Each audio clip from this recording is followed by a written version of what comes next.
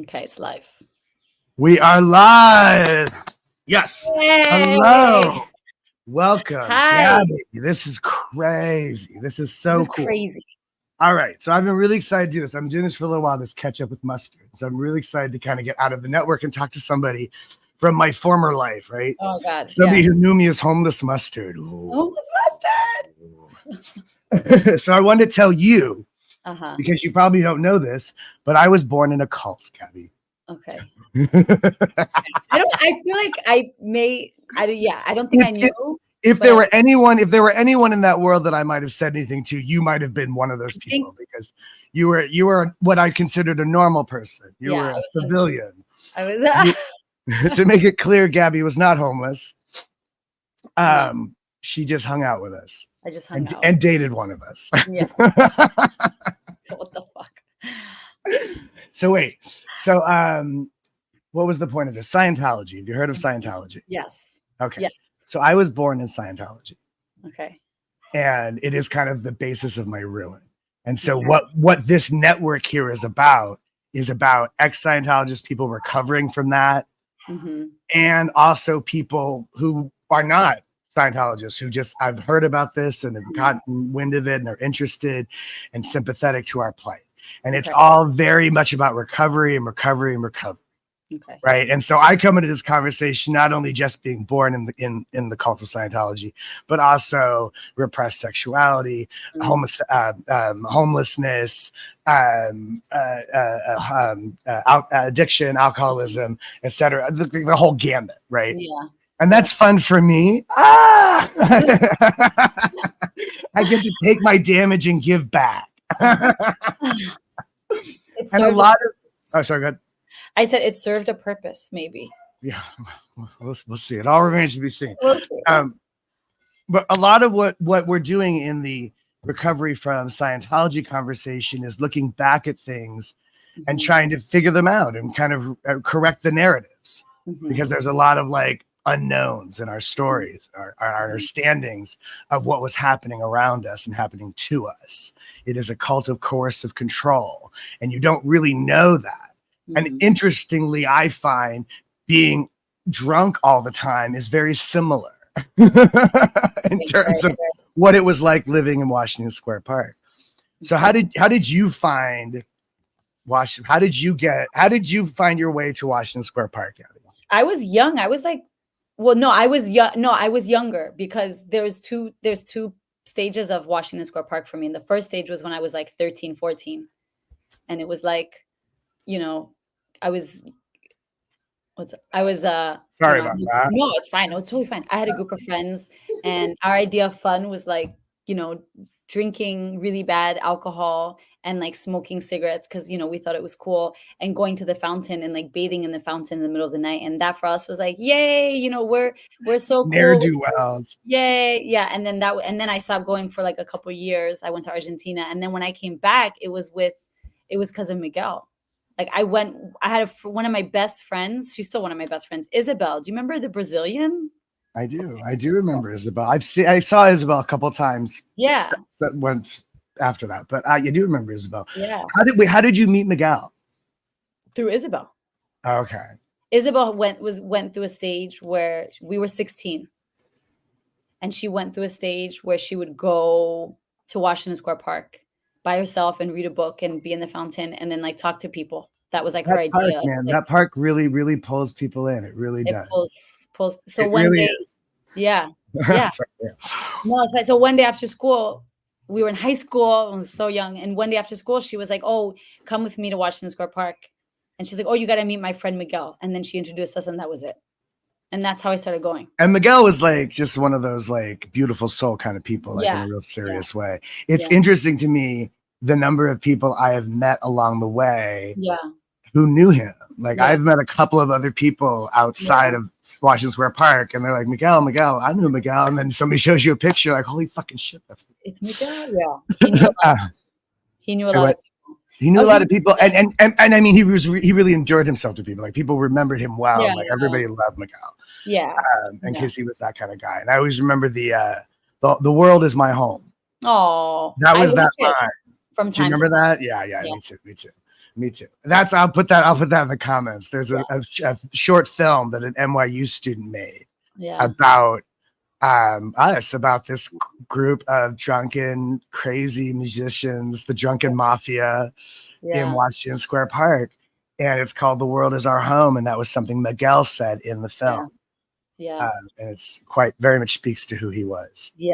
And I miss him. I miss him a lot. You know, I really do think about him a lot. I don't. He's never like left my heart or my head. Yeah. He passed away already. Was it 6 years ago? It's been 6 years. It's been a while. I don't know exactly. I remember the last time I saw him, but it wasn't shortly after that. But I wasn't sure how long ago it was. Yeah. And then Ludus. We wonder about Ludus. I keep hearing rumors that Ludus has passed as well, but we don't know. Nobody really knows. Really? Oh, Ludus was like the Godfather. He was the Godfather.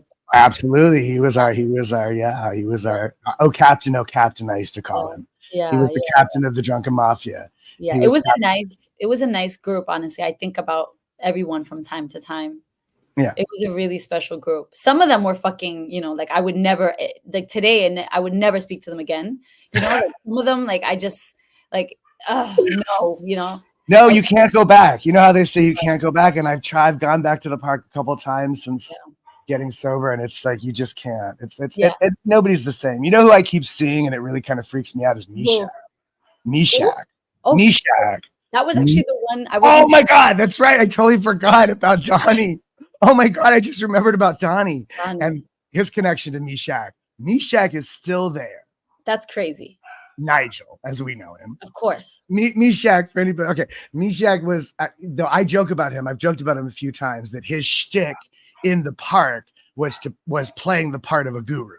He pretended to be a guru because he was Indian by descent and looked the part, had the dreads and the whole thing. But in truth, he was an English guy called Nigel. Yeah. Yes, it's true. Right. It's so true. So you have to kind of understand the relationship that the UK has with India to get that. But it's a very delineated thing. It's Richie Sunak.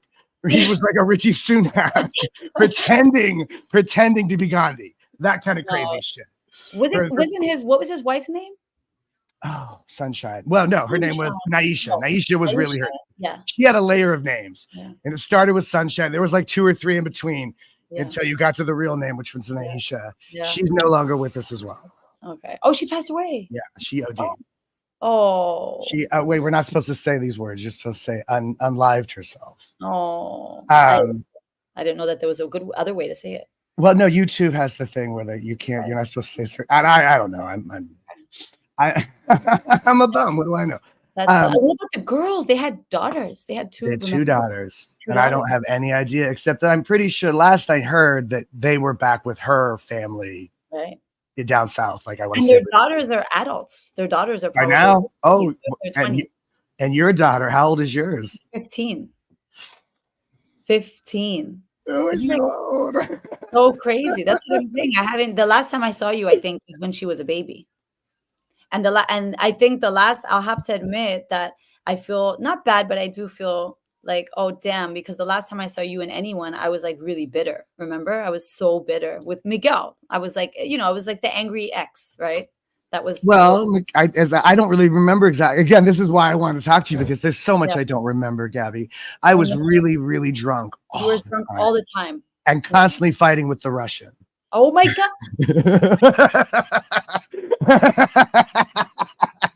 The worst fights ever.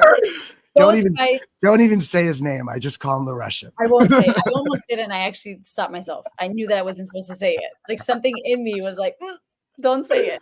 He who shall not be named. Yes, exactly. Oh, exactly. Voldemort, motherfucker. Oh my God. So like, that whole like time was so distracted by all of this, and and the insanity of it and the terror of it and the life and death kind of it, you almost don't notice because you're so drunk and so involved in whatever other craziness. It's all distractions. But all of that was better than being raised in a cult. Yeah, I bet. Wait, so tell me about, I feel like I do know the story about the cult, but not, I don't know the story, but I feel like you told me drunk once you I were think raised. I may have. Yeah, I'm thinking to myself, if there's anybody I would have told, I could see that I might have told you you about it or told me, and tried to. I think I probably thought it was a joke because you were What drunk and I knew you were drunk. honestly, at that time, I wouldn't have even known to say that. Like, it's not really until now, in hindsight, looking at it, that Right. I've come to understand Yeah. that it was a cult, that it is a cult, Yeah. and that it is not a religion, and it is a very dangerous force, and That's insane. it is very abusive, and and there's processes and policies and routines and things you're trained to behave and act and believe in certain ways that are completely detrimental to the human experience, never mind raising children. You know, you're taught to disassociate, you're taught to zone out and to numb and to deny basic human instincts and feelings from a very, very young age. And it's a very scary thing to think about if when you do. And that's why I've got involved in this network here, is because that's the kind of stuff we're talking about and trying to unravel what it all meant and how it affected us and how differently it affects us all, and what it all still means and how much of it still affects us, even though it may have been a long time since we were there or around it or involved. So what is the basic like principle of Scientology then? Oh What my do you believe? goodness. I What need to, is the basic principle? Wow. What is the basic principle? or maybe there's not one. What is No, it's hard to say. Okay, so here's the thing. It's a sort of shadow thing, right? So there's a front-facing version, and then there's a behind-the-scenes thing, which is a completely different creature, right? So the front-facing version is their goal is to save the planet. That we are all spiritual beings and we are essentially trapped in our human bodies, and that Earth is literally a prison planet. Okay. And only through processes developed and invented by L. Ron Hubbard can you find spiritual freedom, realization that you have spiritual control of your destiny, and then you can leave Earth and not have to come back. And go like somewhere beautiful and magical, or right. It's always whatever that is. We don't know. It's paradise, it's heaven, it's whatever it is. A garden of go fuck yourself. We don't really know. Okay. it's target 2. It's the ambiguous promise of some better tomorrow, some better somewhere else, some greater existence, eternal life, stuff like that. But it's like it's like the narrative begins with this notion that we're all these billion-year-old souls and essentially fallen gods, and that we are all powerful gods ourselves, and we've been like diminished and shoved into these human bodies. I like trying to shove, through a pinhole, trying to shove consciousness through a pinhole. Anyway, where was I getting at? What was your question? So that's, I guess, the basic premise. But in truth, it is a cult of coercive control. So what it is, what they do is they kind of lure you in with these sort of like promises of beauty and these altruistic notions and goals, right? They call themselves the most ethical group on the planet, and they insist that they are the only hope for humanity. That sounds And a lot of this rhetoric comes out of the 60s and the revolutionary time of the 60s, when the world really felt like it was literally falling apart to people. And that post-war generation, that boomer generation, were really looking and searching for like a new world and a new way of being. And so like Scientology was created during that time. It precedes that a little bit, but L. Ron Hubbard, he saw that happening and absolutely utilized it. And that's how he really built the whole thing up, was by luring in these hippies, my father being one of them. Right. And out of this same mix comes Jonestown and Charlie Manson and Timothy Leary and all these sort of counterculture kind of figures of the 60s, right? And they were all kind of speaking to the same audience. Right. And so like in a lot of ways, we're lucky we didn't end up in Jonestown. Right. And Charles Manson, in fact, received a great deal of Scientology processing called auditing. And he was actually auditing. It's called, it's auditing. Okay. Auditing is bizarre. Auditing is a process that was developed a long time ago. I forget by whom, but was tested or tried out by Freud, and Freud rejected the process. He said that it creates transference, that it creates dependency on the therapist or on the auditor, and that it's actually not a good therapy tool. And that's kind of what L. Ron Hubbard did, was he took all the kind of cast offs of everybody else and was like, all right, we'll put this all in a hodgepodge and see what, spaghetti on the wall and see what works. So auditing is a process where there's a meter called an E meter. Okay. I don't remember what E stands for, but it's part of what makes up a lie detector test. So a lie detector test monitors your heart rate and your blood pressure and whatever this energy is. So according to L. Ron Hubbard, it's reading your kinetic energy. And so you hold these cans and there's this little needle and it moves. It moves according to kind of how you feel and what you're thinking about. It does seem to respond to you. Right. Not to say that it doesn't, but what it's doing is sending a little electronic charge up through your arm and around your neck and back down the other, which passes through your sympathetic nervous system. And it's actually stimulating a tiny little trauma response. What? Right. But nobody knows this, or they don't, or he knows it. And I don't know, whatever, but that's what it's doing. Yeah. So when you end the session, you feel relief from that. And you think the relief is that the auditing did you gains, where they, gave you like spiritual, like awakening or whatever. Yeah. Like currency or something, like, like you're building towards enlightenment. Right. And so it's, but the whole thing is like really sick and insane when you get into it. And that's why it's so difficult to talk about and unravel. And that's why I'm writing songs about it. And that's why, forgive me the notion, trying to make a figure it from riddles in the middle of the riddle. I can't remember the lyric now, doesn't matter. Anyway, it's I don't know what else to say to you. I don't know what else to tell you about it. So that's all these kind of like this thing, right? And then there's a whole nother aspect of it, which is a thing called the Sea Org, where you order. Say what? The Sea Org. Oh, org, O-R-G, like organization. Yeah. And this is kind of like you sign off. You just literally sign your whole life off, and you sign a contract.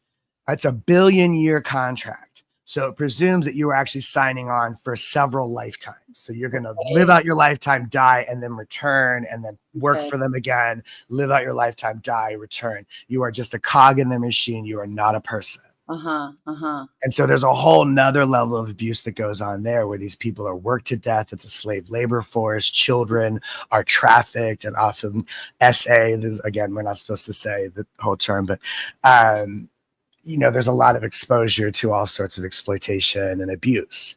And these things go on. Elder abuse is very common, and these things go on a lot. So there's like a whole nother conversation trying to get at them legally for all that stuff. There was, do you know the actress Leah Remini from the show King of Queens? No. Oh yeah, I think so. She's New York. She's very New York kind of brassy broad. She's Scientologist. And she was a Scientologist. Wasn't Tom Cruise a Scientologist? I was like, Tom is like the king of the Scientologists. Is he still a Scientologist? He is. He is very much still a very adamant Scientologist. He very much believes that the reason he is the greatest movie star in the world is because Scientology made him so. And so he defends it. He defends it to his teeth, and he always will. But he's a very glib surface person. He doesn't have deep emotional connections. He's not, he's kind of famously doesn't make friends. He doesn't have any friends in Hollywood. He can't even tell you, as one of the leading movie stars in the world, he can't even tell you what his favorite movie is. So, there's like this absence of personality that is very clear to most people who know him, have worked with him. And that is Scientology. Right. That's insane. I remember growing up, in New York City, there would be like the Scientology, like stands. Do you remember those? I don't know if I don't live in New York anymore. I haven't lived for 10 years. I don't know if they're there, but do you remember they would have like the Jehovah's Witness, like set up stands and, give out information. The Scientologists at one point. Do you remember that? Well, they did. There was always the ministers, the volunteer ministers. Right. Certainly after 9/11, there was a lot of volunteer ministers in New York City. Right. And the volunteer ministers go into places where people have been hurt and injured, and perform processes that are supposed to help them deal with their injuries, but they're not real. They're not real. It's all butkus. So they're not really doing any real help.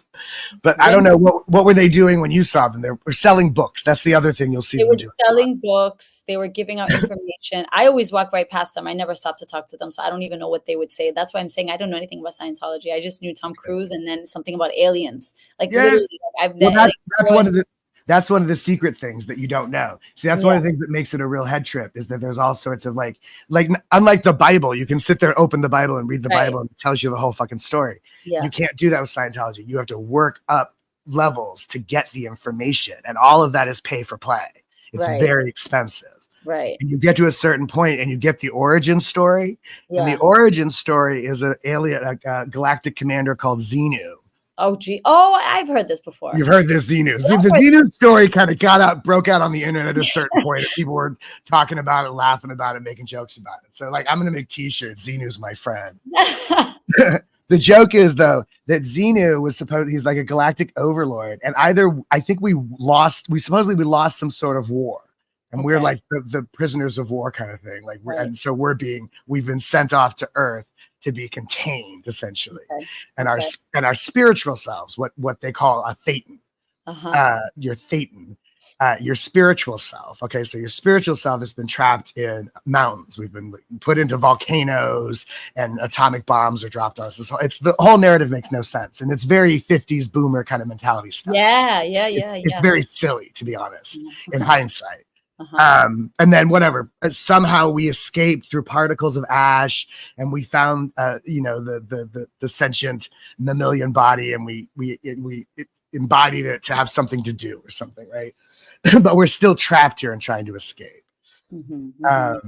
It's so much drama. This is very dramatic. Scientologists, they are very L. Ron dramatic. Hubbard was a very prolific science fiction writer. Yeah. That's what he was before he started a cult. It's So, good yeah, material. It's good material for a he was- movie. he This is great. I'm writing a musical. That's great. It really is. That is so. How did you? So is your family? Can I ask this question? Does your family still? My father literally ran away from home when he was a teenager. Like previous generations of kids might have run away to join the circus. He ran away to join a cult. Okay. My mother, who was many years older than him, was actually the previous generation, the silent generation. She was a debutante. My mother was a fucking debutante, a beauty queen and a daughter of the revolution. She was like old money people, but they didn't have any money. So she had to marry money. So she did. Her first husband was a rich guy whose father was a 4-star general and the CEO of General Mills. Yes, the cereal people. These are big people, right? Big, important people, right? But then she left him because he was a philanderer and an asshole. And she basically ran away from that lifestyle, you could say, to go shack up with some dirty hippie. Oh my God. Who was a Scientologist at that point? Yes. And so they were in the, so he was in the Sea Org first, but she joined the Sea Org. And and this is where the story for me really starts to fuck me in that. Because in the narrative of Scientology, particularly in the 60s, when they were all very hippy dippy about it, it was all about this sort of spiritual stuff. You know, that they've kind of written that part out of the story. If you go to Scientology now, it's a business. But back then, it really appealed to hippies. It really appealed to counterculture. It really appealed on the spiritual level. There's a very famous trans woman called Kate Bornstein, who, when she was a man, had been a Sea Org member for many years. And the reason that Scientology appealed to her was because it spoke to you then on a spiritual level that appeals to a transgender person. You understand? It's not about your body. It's about your consciousness, your internal self. So that obviously, right. In that context, my mother and I'm pretty sure other women of that generation, they were taught that they were basically responsible to birth the reincarnation of passed away, like Scientologists, Sea Org members who had signed that billion-year contract, right? They got to come back. They want to come back into Scientology bodies. Body, right? Okay. So these women all kind of, I think, carry this delusion with them that that all their children reincarnated Scientologists. My brother said to me recently that his mother, I have a half brother called Jamie, who was also born in. We have different mothers, but his mother had said to him and his brother that when they were babies, she thought they were in on it with her. They were on board. They were on board with the mission. Like she Okay. had convinced herself these infants Uh-huh. were in agreement with this lifestyle choice that she had made for herself and them, which Okay. was abject poverty and living in a cult, surviving, total neglect. The Wow. situation, the boots on the ground situation is disgusting. Wow. But Whoa. the mentality was all about this sort of like spiritualness. And my mother actually, according to her, had a dialogue going with me before I was Uh-huh. born, that I had come to her as a disembodied spirit, which is part of her. Yes, it's her delusion, you understand, as Mhm. fed Mhm. by the cult. But Mhm. and she had decided that I was talking to her, and that I was reincarnated, that I was a Sea Org member, that I needed to come back, that I needed a body. And even though she had already an agreement with her husband, my father, not Mhm. to have any more kids. That's Mhm. why he married a woman with 3 children. He didn't want to have any more kids. He had 2 Mhm. sons. He wasn't good at being a father. He recognized that much. He didn't Mhm. want any more kids, but she decided to have a kid. She wanted to have his kid, or rather, she shifted the blame to me. It was me, apparently, who told her to get That's really pregnant. messed up. So Is it you right? That's Right? so sad. That's really messed up. So wait, when did you realize this? Sorry. I feel When you knew me, I was just kind of just trying to drink myself to death. yeah, of The course. God's honest truth Of of my life in Washington Square Park is I was trying to drink myself to death. And a lot of it is because of all of this shit that I didn't know. Like, that's the scary part, like how much of it is just outside of my understanding. I don't even know what's going on. My father for years worked right across the street from where I grew up. And he almost never paid me any attention. He almost never talked to me, and many times would walk right past me without even looking at me. And that's daggers to a child, right? And course. now I understand now that there were these times where he was being punished and where he wasn't allowed, and he was being told not to talk to me by them, right? Mm. Stuff like that. So it means a lot to me now to understand things like that, if that makes sense. That's so much manipulation. Are you able to like Yeah, so wait, right. wait, are you so they're alive. Your parents are alive still? No, no, no. They're both passed. They both passed. Oh, okay. Yeah, Oh, okay, okay, they're both gone. okay. Thank God, really. Yeah. Oh, Sorry. When my mother died, the morning my sister called, it was a Thursday morning, end of March, and she never calls, Mm, and mm, certainly not early in the morning. So I already knew, the phone rang, and I was like, oh, mom's dead. I mm. answered the phone, and she said, so yeah, it happened. She passed. And I was like, okay, thank you. And I was just relieved, honestly. It was just, okay, I don't have to worry about that anymore. It's sad. And I know a lot of guys in particular who get mad at me, like, oh, it's your mom. You got to love your mom and all that shit. And I'm like, no, you don't, Yeah, yeah. No, you she, don't. You don't. I'm one of those who believe that you don't have to. It's like you don't have that. Somebody once told me something that was really deep, and it was like children don't ask to be born. So sometimes, so like this whole, and for me, I'm like Latina, and so there's this cultural thing of like, you got to respect your parents. And yes, of course, you should respect everyone. Actually, well, you that's respect respectable parents. right, right. Respect is a two-way street, right? Right. Yes, yes, exactly. But also this whole notion of like you owe it to your parents. No, you don't. You didn't ask to be born. And someone told me that recently, and it was like, mind blowing. It's like that's so fucking true. Why are kids raised to like that they owe their parents for their lives? Um, Right. uh, But according to my mother, I did ask to be born. oh, Like, right, you right. say that, and I'm like, right. But look at what Yeah, that very basic concept was just yeah. taken away. That's insane. Did you ever meet any other Scientologists when you were living on the streets, or like No, was it's like in interesting. Washington? I did meet a lot of people, like, in the homeless space, Mm, who had been raised on ashrams or mhm, Jehovah's, mhm, or those fundamentalist Christian those communities that completely isolate from the rest of the country.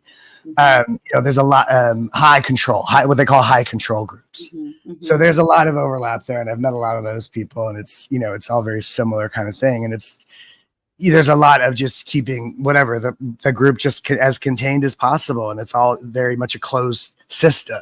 So you Right. don't have a base of comparison. You don't know what the regular world is like the USSR, like the Iron Curtain. Like, people Mhm, behind the wall were being told that in the West people were starving, and mhm, it wasn't until the wall comes down they realized that wasn't the case. That mhm, capitalism wasn't the great failure that the Soviets wanted their people to believe.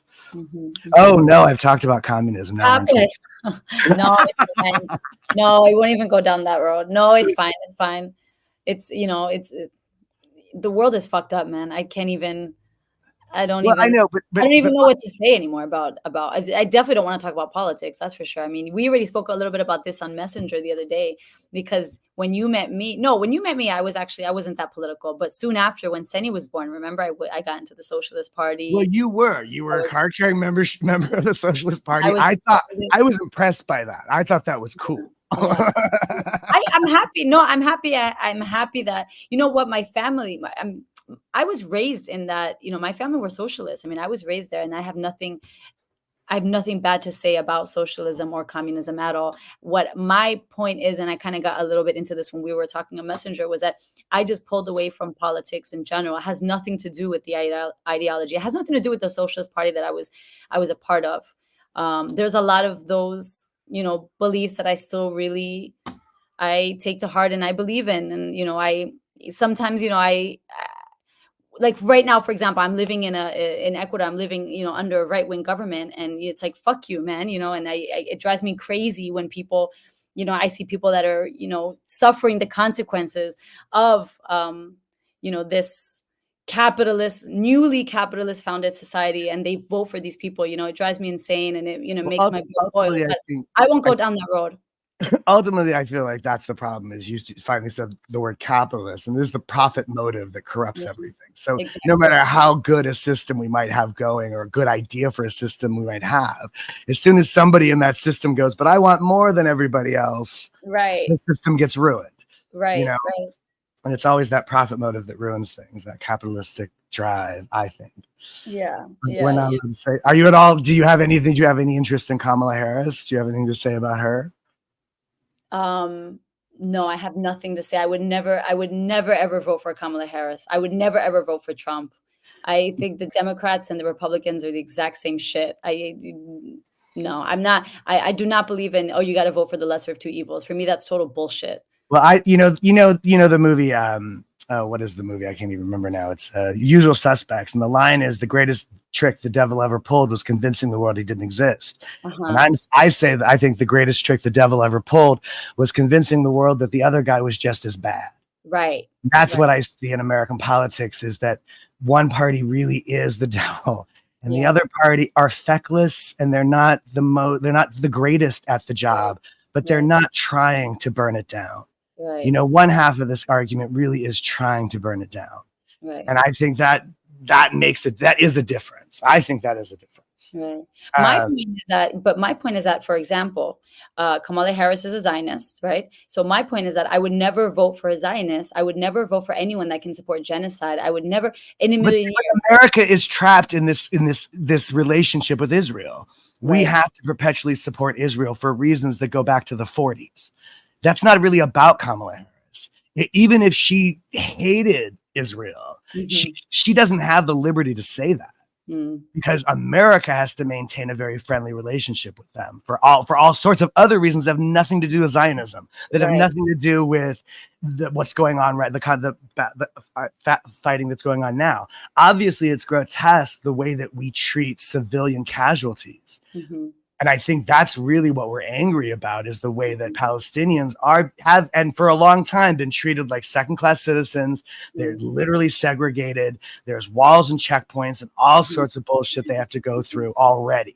And then Hmm. something like this happens, and they don't matter. They seem to not matter. And I Right. certainly don't trust Netanyahu. I think he's a schmuck and a half. And I Right. think and when he says things like Israel is Judaism, and then he goes on to say that he is Israel, that to me is scary as shit Mm. and not, evil. So whatever. Mm. Yeah. You schmucko. We're not supposed to talk about it though. Stop Yeah. talking about the world politics, Gabby. We won't talk about it. We won't talk about it. No, I mean, you know what? Um, I would never move back to the US in a million years. I'll just say that. Like when it's like New York is home. We always like. It's why did New Yorkers always feel like New York is? I don't know where you're Well, New living right York now, is a but kind of New like York its own is little microcosm exact. world. It's It exactly. is an international place. It's full of people from all over the world and ideas from all over the world, and all Right. sorts of intentions and creativeness and whatever it is. This is one of those things that liberals enjoy the Right, diversity and all the different kind of stuff going on. right, I'm from right. Los Angeles, which is just full of everything, every kind of That's right, person you're from in the California. world. I forgot about that detail, that's so and California. California. But you're Yeah, the yeah, but you're the yeah, I grew up in Hollywood. I grew up in Hollywood, I California. remember. It's Wait, crazy. wasn't there a Hollywood in Washington Square Park? There was someone that we used to call I was Hollywood? St. Hollywood. Oh, I was St. Hollywood, you and were I saying had it. Wait. I stenciled that, or somebody else did. Somebody stenciled that on a guitar case, and then I gave that guitar case to Joel. that's right. And That's then somebody else put a whole like graffiti Hollywood. balloon Joel on it. So Yeah, it said Joel Hollywood at some yeah, point. yeah. So then Ludus started calling him Hollywood Uh-huh, because uh-huh. he was wearing shades and because he had the guitar case that said Yeah. Hollywood on it. Yeah, yeah, that was his story, that's crazy. Do you remember Myra, Joel's girlfriend? Do you Joel's girlfriend. Girlfriend is a very generous word. You know, this is a thing. What is this called? What do we call this? This was not uncommon. And this is indicative of New York. New York is full of some of the most attractive homeless people I've ever met. Absolutely, And if absolutely. you are attractive enough, you That's might find your way into somebody's bedroom. well, Miguel. No, Miguel really no. I think Oh, you guys were actually together.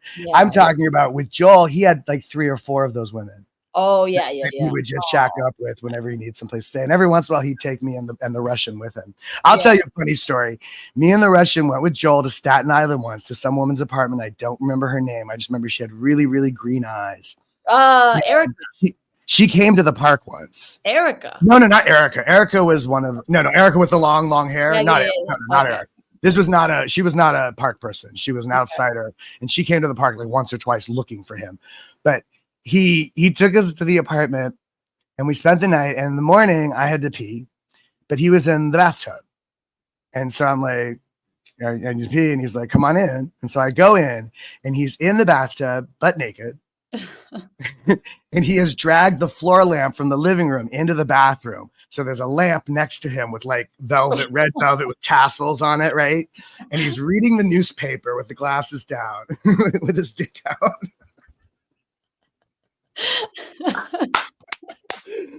It's classic. And I was like, you know what? I'm gonna go pee in a bush. I'll see you later. Yeah. Oh, Joel, man. Oh, And I'm pretty sure he's gone too, although I think nobody you guys really are knows. there was a rumor no, but there was this whole thing. There was that there's a Facebook group that I think Erica Okay, created okay. about Yeah, Washington Square she Park would. Friends. Yes, Yeah. Park and Friends. And I think I'm still in that She's group. got a lot of mom vibes, Erica. Yeah, yeah, yeah, yeah, yeah. Erica. Oh, I always really liked Erica and all her kids. Remember all her kids, and there somebody once posted something like, and I don't remember exactly, but it was like R.I.P. Hollywood, and everyone started and then out of nowhere, I think someone like rectified it, was like, no, Hollywood's not dead. It was so awkward. I don't Well, know if I you think at one point they thought he was. I did speak to him after that, but okay. I think he then since did pass. There Oh, was a thing about a boat. He got to Louisiana, he got a boat, and he actually managed to sail that thing from Louisiana to Portland, Oregon. okay, okay. Somewhere along the journey, he picked up a young girl. I don't remember her name, although I did meet her at one point. So she was there the whole time. She was probably the only person that really knows what really happened.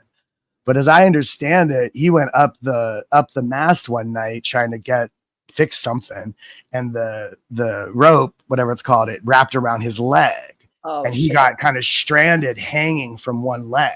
Yeah. So long so that he had to have that foot amputated. Oh wow.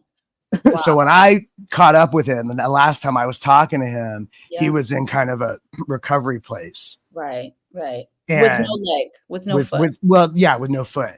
Yeah. And dealing with trying to walk with a prosthetic. Oh wow. At the same time I've fucked up my knee. I walk on a cane too. So we were joking about how that'd be great. We'll like come get the band back together and we'll both be like fucking limpy gimps on canes. That'd be great. That'd be funny, right? But he started drinking again. The last time I talked to him, he was doing this thing where he's starting to like I'm just gonna drink a few beers every night, like it's no big deal. And it's like, yeah, well, it's no big deal then, and then it builds, and that's the nature of addiction. And Yeah. I wonder actually did recover. You're the only one I think who I know that really recovered from Well, the there's no full recovery, just to make it clear, right? So I'm still an alcoholic, and every once in a while I still really want to drink, and I have had relapses. So I did have a relapse a few years ago, in fact, right? I had a heart attack. I had a heart attack. Oh, you had a heart attack. I don't think I've mentioned that to anybody online, but I had a heart attack. Wow. About 5 years ago. Yeah. And I have a stent in my upper right ventricle. Wow. And shortly after that, shortly after that, I picked up, and I did pick up, and then COVID hit, right? 2019. And I picked up, and I ended up in a psych ward. I was in the psych ward for 15 days. Oh, shit. But after the heart attack? Yes. The heart attack triggered everything. I was going to say that the heart attack probably triggered. Yeah. And so what that landed me in was the psych ward. And when I was in the psych ward, because I was well behaved, I got special privileges to go online. Of course you did. When I was online, well, whatever. When I was on, you could go up to the gym or go on the computer. I'll go on the computer. Right. So when I was online, I reconnected with an old friend called Vanessa.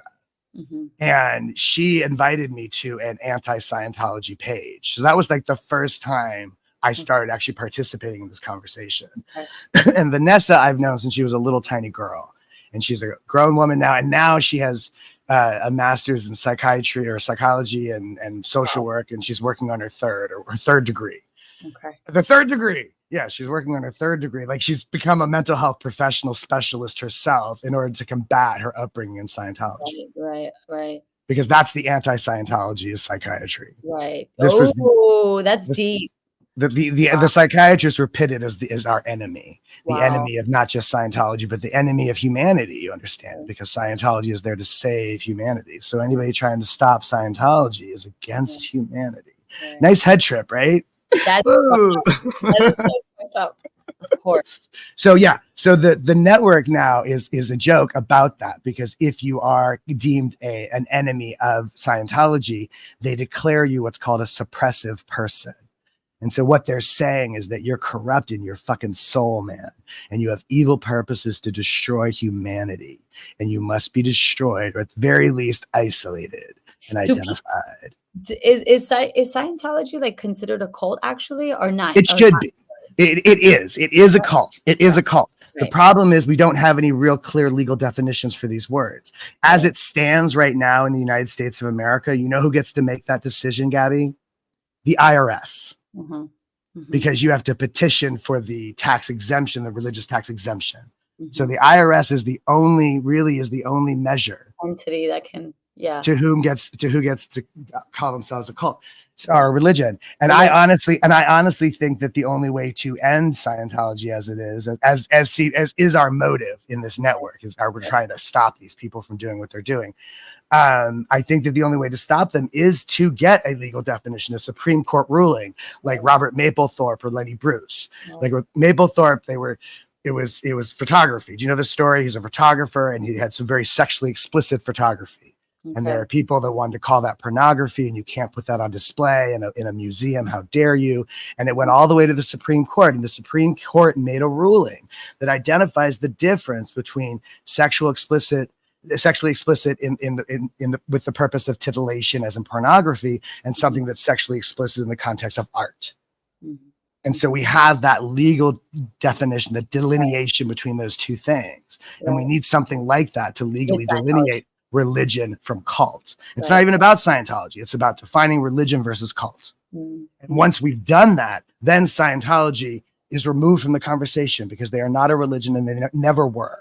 And I'm old enough to remember when we all knew that. All the Scientologists knew it was a joke. We were claiming to be a religion for the tax exemption only. At the time, Scientology, they had a huge tax burden. And that why. Makes so much sense. Of course. All of it was about getting out of the taxes. Right. And the head of Scientology, or whoever, with the board of, I don't even know what they would be called, probably, obviously financially benefits from the Scientology. Hugely. The people on the executive branch, particularly the leader, a little Napoleon called David Miscavige. He lives in kind of a lap of luxury. And not only does he have a great big house on a hill and all that, but he's got an army of obedient slave labor people who are like practically think he's a deity. Insane. You know what I mean? So it's really That's so sad. I'm glad that you're not in, that cult anymore. I'm glad that you were able well. to like also get out of it and, have some sort of mental, Here, here's stability. here's what's really funny too about it now. In hindsight, I can look back and actually be proud of myself for being somewhat resistant. Mm, Like I was a rebel in the mm, context of. I mm, still was born and raised in the community and never really left the community. I never joined the Sea Org, but I did continue. I worked for Scientology companies owned and operated by Scientologists. I stayed within the community well into my 20s because I didn't know there was anything wrong with it. I thought the rest of the world was wrong and Scientology was the only thing right. And I was wrong. I took on the burden of, I didn't love it. So I figured there was something wrong with me. Right. So now all this time later to be able to look back and go, no, there was something wrong with them. of There was course. something wrong with that. It wasn't just me. That is a huge relief. That's hugely cathartic. Yeah. Yeah. Yeah. Yeah. Yeah. And you don't know. You don't know. You don't know. Like the frog in the pot, you don't know because they slowly turn up the heat and you don't really feel it until it's, if you feel it at all. Mm. They're pumping you full of Novocaine at the same time. So you don't feel the heat rising. That's insane. I'm definitely going to start reading up on Scientology. Now it's kind of caught my attention. Well, It's, two things to look at if you're interested, Gabby. There's a documentary that HBO did called Prison of Belief by a prison guy called of Prison of Belief. There's prison. more. It's a big long title, but you can Okay. find it. Okay. Prison of Belief, and it's available widely. It's on like Hulu and Yeah. those streaming services. And Leah Remini, when she left Scientology, she had an altercation with the Munchkin, with the supreme leader, and she left the church, and then started to learn about the atrocities of the church, and then did a whole TV show about it. So there's a show called Leah Remini and the Aftermath. Aftermath. Aftermath, and she goes, and they go into it's victim stories. Right. It goes into these personal stories of things that the way that this thing destroys people, and and it's from a dozen different angles. It's a whole big 8-prong attack. There's an eight pointed cross in the church iconography. So I joke that it's an eight pointed That's attack. insane. Oh my That's goodness. beyond insane, lady. It's God. like just started, just for me, just beginning to like, just for a year now, I've been doing this and Yeah. getting to like start to really understand stuff for the first time, getting like to understand all this behind the scenes stuff, all these weird covert motivations, all the manipulation and all that stuff that was constantly making me feel like I was a bad guy. I was a bad kid. Because I didn't just play along. I didn't just go along, but somewhere in there, I knew this wasn't right. I knew it wasn't right. And it's the coercion, the constant push, and this sort of like disregard of your humanity. Mhm. You're not a human person when you're a Mhm. Scientologist. You're a machine in the Borg. Mm. We That's insane. related very strongly to the Borg on Next Generation. I definitely wouldn't say that I was in a cult, but when I first moved to Ecuador, I started taking like ancestral medicine, like ayahuasca, San Pedro, and there was this guy that's still around, and he's a shaman, self-proclaimed shaman, self-proclaimed, Are they shaman, always? self-proclaimed shaman. And I was like probably about like almost 2 years, like would go and like do ceremonies with him. And we were like this group, and we were all like friends, but then like we became like he was like, this is the family, it's a family, and there was all these rules. And it was like every weekend. And then, of course, the catch was that every time we would go to a ceremony, it was like $50 per person, which is in Ecuador, that's a lot of money. In the States, that's like probably whatever, it's nothing. But here, that's like a lot of fucking money. No, $50 is $50, yeah. $50 isn't cheap. That's Yeah. not cheap for a night out. No. And then, and anyway, but then, so it was okay at first. But then, like, the reason why I say, sometimes I'm like, did I save myself from possibly joining a cult? It was very small. It was only like 7 or 8 of us. It was very tiny. And he was like the leader. And then his wife also was like, the co-leader. All cults start small, Gabby. Right, They all right. start small. Yeah.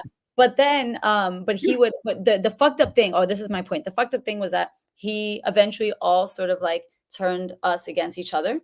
Mhm. and was very manipulative Mhm. and was very money hungry and would gossip. And Yeah.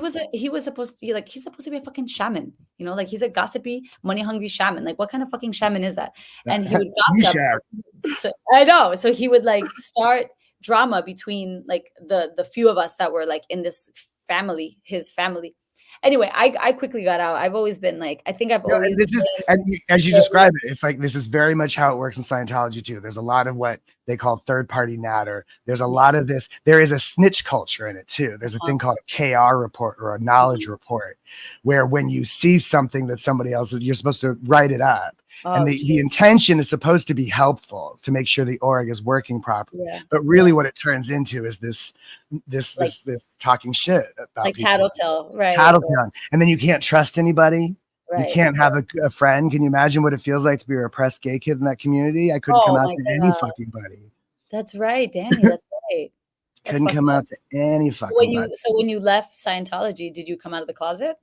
Was that like your revelation moment when you like finally left? Well, yeah, it's interesting too because it's such a compilation of things. So yeah, I did come out when it wasn't until got all the way to New York. It wasn't until I got all the way to New York that I even felt like I was out from under the yoke of it, and I could actually like feel some things and believe some things and understand some stuff.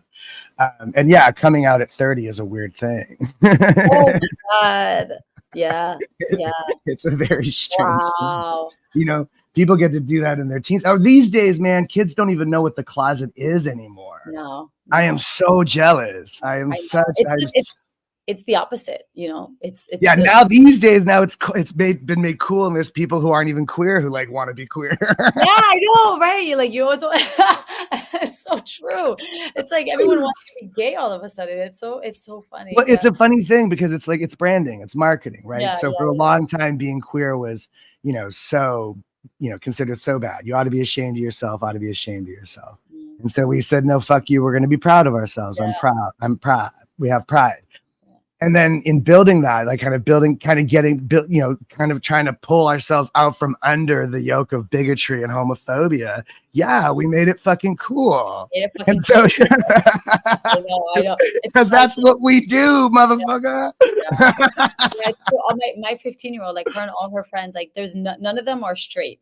Like they're all something. Either they're, bi or just gay or pan or asexual. Like they're all none of like it's fine. It is what it is. I mean, I think it's really I cute. think it's Yeah, fine. I think you just let it alone. The more yeah, you pick at that, the weirder it's going to get. If you exactly. just leave it alone, those people for whom that's real, that will be real. And those people for whom it's not, they'll figure that out. Right. And if Just you like, if you it's try, I feel like in America, parents want to control this so hard. And it's right. like, stop, leave it Yeah. alone. Just gotta If it let it isn't, if it isn't real, it'll go. Like, we used to have this notion of a tomboy. Like Mm, nobody ever gave the tomboy shit. mm, The assumption was that she would grow up and whatever would happen. But like, what I'm saying? Like I don't think it's that deep. And I think people no, make such a big deal out of it. The yeah. other thing I'll say about I forgot. I forgot. I was gonna say something about About what? just in talking about the trans journey or the trans conversation. I don't know how much you are in on this conversation, but what I feel like needs to be made the point of, particularly to the Christian bigots, is that it is a spiritual journey, that Mm, it's not really about, like, that's the whole point of it. It's not really mhm, about bodies. It's about mhm. this sort of this consciousness, this internal consciousness, and how you identify inside. So like as a person myself, I think of myself more as a woman than a man, but Mm, I don't want to make this mm, conform to that. Like that's too much work. right, So I'm not trying to be a woman, but I right. totally get it. Too much I work. feel like I identify much more as a woman than I do as a man. I have such a hard time just talking to men. Men always seem so combative and Mm, argumentative and mm, defensive mm, and aggressive. mm. It's the difference between when you're talking to a guy and you make a mistake, the guy will like nail you to the wall for it. Mm, But a mhm, woman will try to find out what you mean. What do you mean by that? mm, You know what I'm mm. saying? That's the Yeah, difference. yeah. That's so Um, interesting. Yeah. It's funny, when I was when I was in high school, I remember I always was drawn more to boys than girls. Like I wanted to have my friends that were guys.